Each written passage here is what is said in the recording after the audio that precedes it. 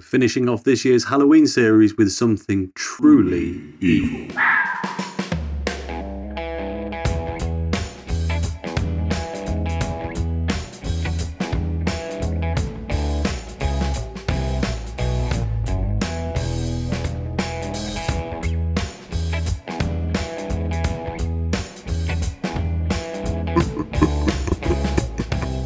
Hello and welcome back to the channel, and yes, we are finalising this year's Halloween series with this from Ampersand Brew Co, Experiments in Evil. Now interestingly, they didn't choose a particularly spooky time of year to release this beer. I need to give a shout out to Marc over at the Craft Beer Hub for giving me this beer when he came up to see me all the way back at the very start of June. So an interesting time of year, I think you'll agree, to release a massive Imperial Stout, but that is exactly what they did. Incidentally, I think this was the first can that left their tap room, but anyway, it doesn't matter. We didn't review it straight away because I wanted to save it, well, for a time when an Imperial Stout made the most sense, and well, a cold October evening on Halloween, or right before, I can't remember when this is actually coming out, called Experiments in Evil, the beer that is, just seemed like the right thing to do.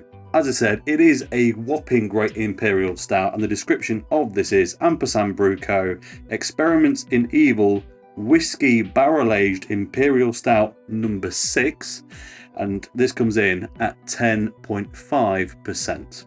Before we break into it then, a quick look at the can. I mean, it looks very nice. It is appropriately evil, a shadowy character there.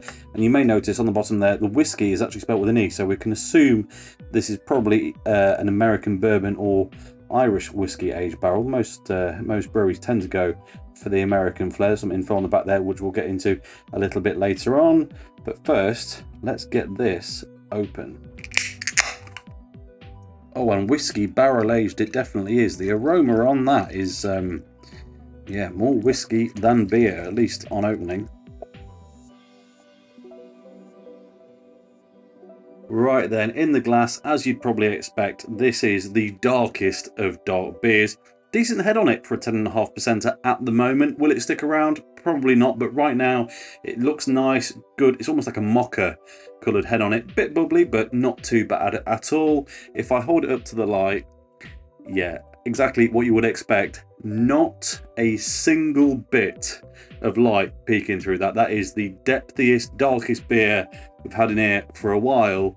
Head is already starting to dissipate quite quickly, to be fair, but it's what you'd expect at that ABV. But otherwise, as far as Impy Stouts go, look at the, yeah, it's not too sloshy in the glass. Looks all right. Looks like, yeah, it should be very, very nice indeed. Right then, on to the aromas. Ooh, okay. Quite soft, quite sweet. Booze is poking through, but it's not too much. It's not over the top.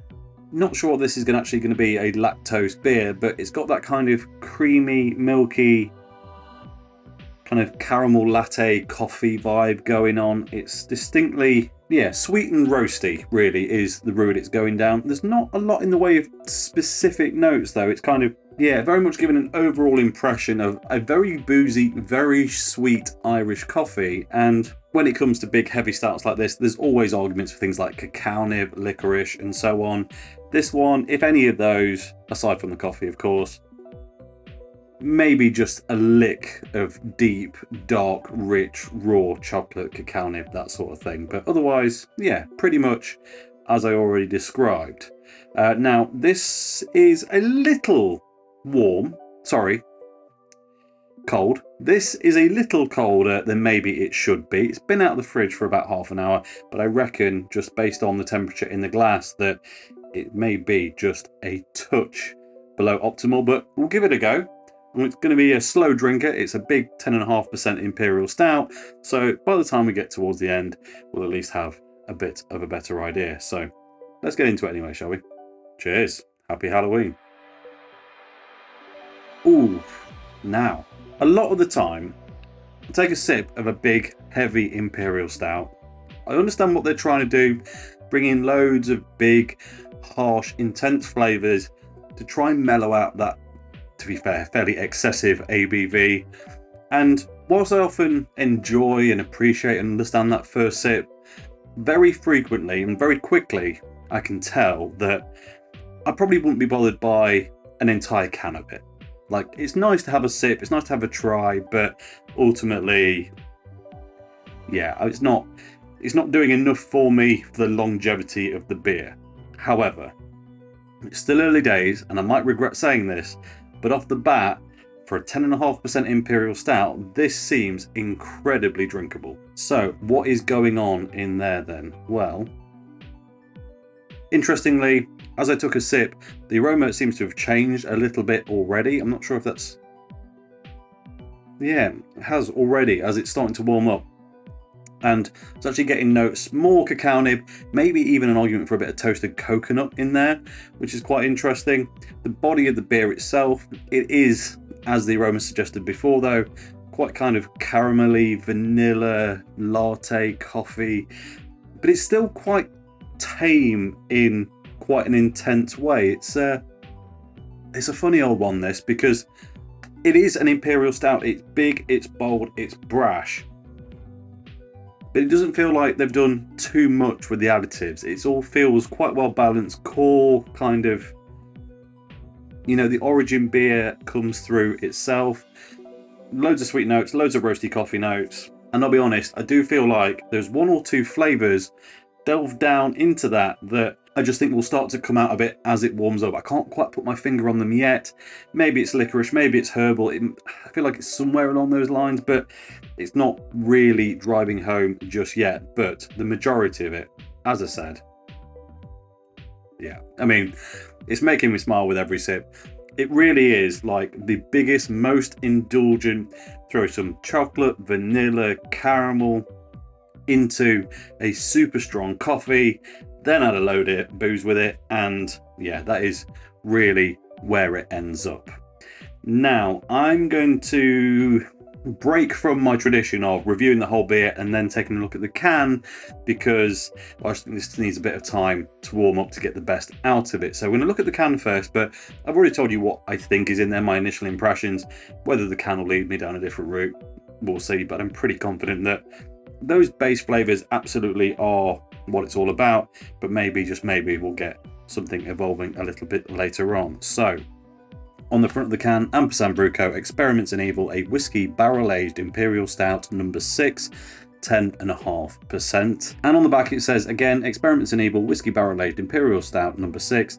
This, our 6th barrel-aged annual EIE, Experiments in Evil, Imperial Stout, release, aged and conditioned in Irish whiskey barrels. See, I said it was going to be, I thought it was going to be American, but Irish was an option, and I did say it tasted a lot like an Irish coffee, so that is making a bit of sense. It says this is a big beer that is deceptively easy drinking with roasted dark chocolate flavours layered over complex vanilla and smooth whiskey from the barrels. Yeah, that is, very rarely do I read the back of a beer label and go, that is exactly what I think this is, and yeah, 100%. That is absolutely there. Interestingly though, there's no actual mention of coffee in this. Sure, dark chocolate and coffee have some kind of associative tones and flavours, but interesting. I definitely found it more coffee forward than chocolate, but I feel like they're both definitely in there, but definitely a lot more coffee than the chocolate. But otherwise, it's just got their contact details on there. And the ingredients on this are barley, wheat, hops and yeast. So it is a simple brew, as I think kind of already alluded to. It doesn't seem like an adjunct heavy beer, and I reckon all that is a proper straight up no nonsense Imperial Stout that's taken a load of flavour from those Irish whiskey barrels. And I, for one, I'm a big fan of that kind of thing. So yeah, when it comes to Imperial Stouts, this is what I like. I don't feel like it should be, what's the right word?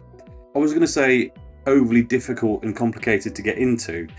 What I really mean is I want that relatively easy drinking experience, but with enough flavour to hang on to really analyse and, you know, get all involved with. But yeah, this is doing that in absolute spades.